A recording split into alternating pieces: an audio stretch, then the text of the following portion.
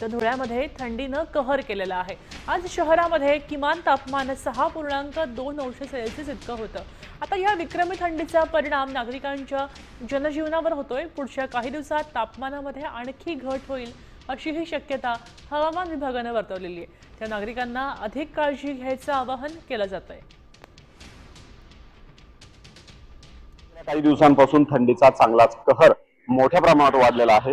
आज धुळ्यामध्ये 6.2 अंश सेल्सिअस इतक्या नीचांकी तापमानाची नोंद करण्यात आलेली आहे। आपण जर बघितलं, आपण ज्या ठिकाणी उपस्थित आहोत हा नेहमीचा वर्दळीचा रस्ता आहे धुळे शहरातील, आणि आपण जर बघितलं तर वाढत्या थंडीचा परिणाम कुठेतरी नागरिकांवरती होताना दिसून येत आहे। हा रस्ता आपण जर बघितलं तर अक्षरशः निर्मनुष्य असल्याचं आपल्याला दिसून येत आहे। सकाळपासून या ठिकाणी कॉलेजचे असतील, त्याचबरोबर क्लाससाठी विद्यार्थी असतील, इतर नागरिक असतील, या नागरिकांची मोठ्या प्रमाणात वर्दळ या रस्त्यावरती मोठ्या प्रमाणात असते। परंतु आज धुळ्यामध्ये थंडीने कहर केला असल्यामुळे या थंडीचा परिणाम कुठेतरी नागरिकांवरती देखील होत असल्याचं आपल्याला दिसून येत आहे, आणि आगामी काळामध्ये अशाच प्रकारे थंडीचा कहर धुळ्यामध्ये वाढण्याची शक्यता देखील हवामान विभागातर्फे वर्तवण्यात आली आहे। धुळ्यावरून भूषण आहिरे, साम टीव्ही न्यूज।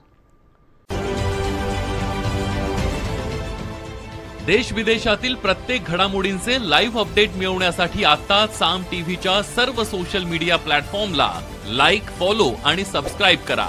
तसंच सर्व नोटिफिकेशनसाठी बेल आयकॉन प्रेस करायला विसरू नका।